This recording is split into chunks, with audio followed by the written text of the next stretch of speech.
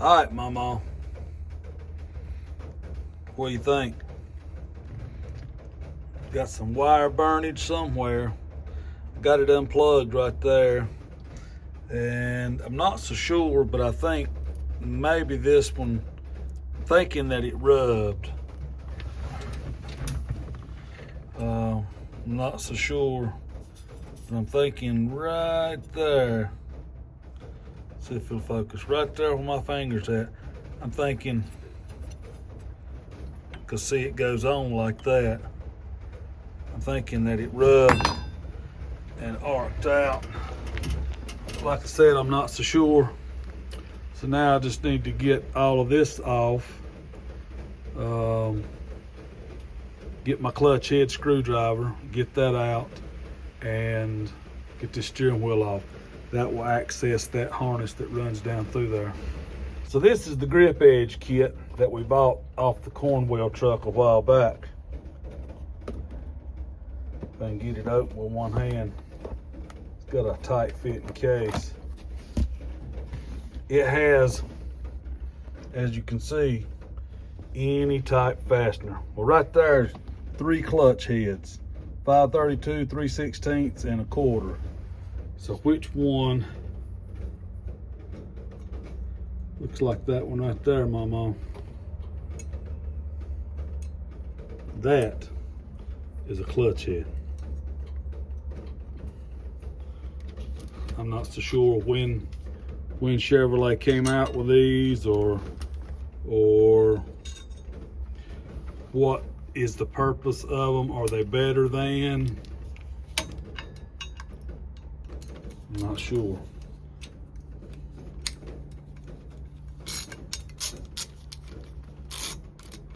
This thing also ratchets.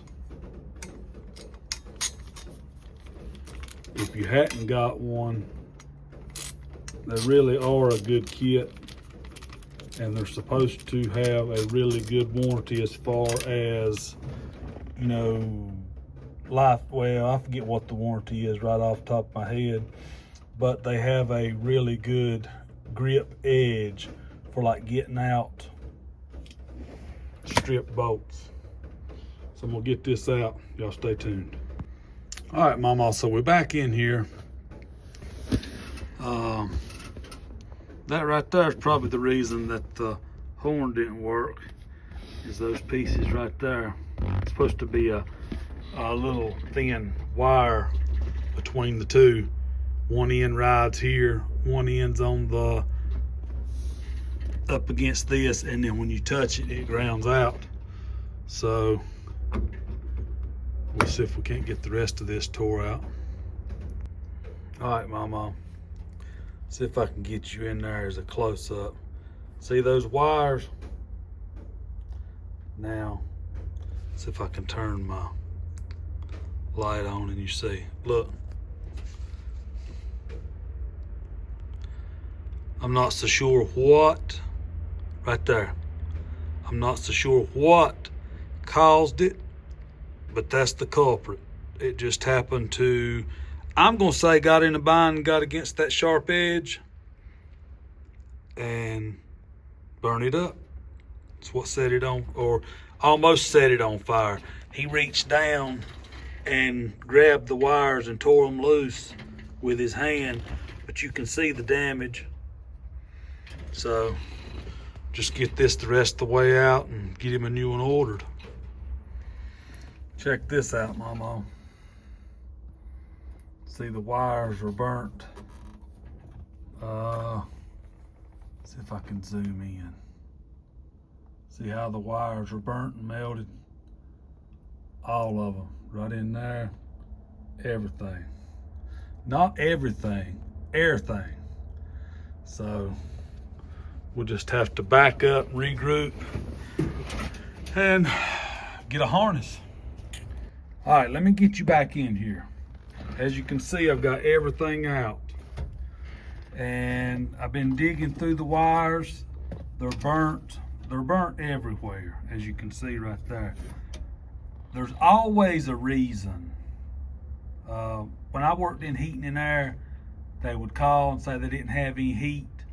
and you go out there and you had to ask a bunch of questions to try to figure out, where do I need to start? Inside, outside, under the house, in the attic, wherever the units, the sections were at.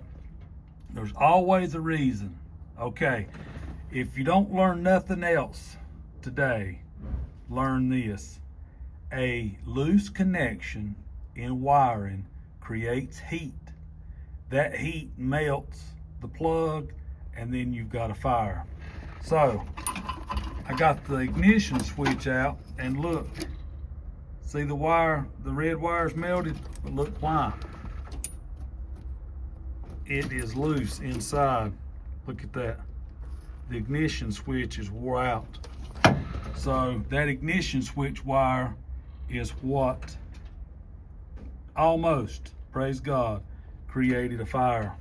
I'm thankful that it didn't, because as you can see, pretty nice truck. But that is the main downfall of any electrical work. If you're doing it for somebody, or if you bought something, just remember, you've got to have a good tight connection, or it's going to create heat, it's going to melt the plug, and it's going to start a fire.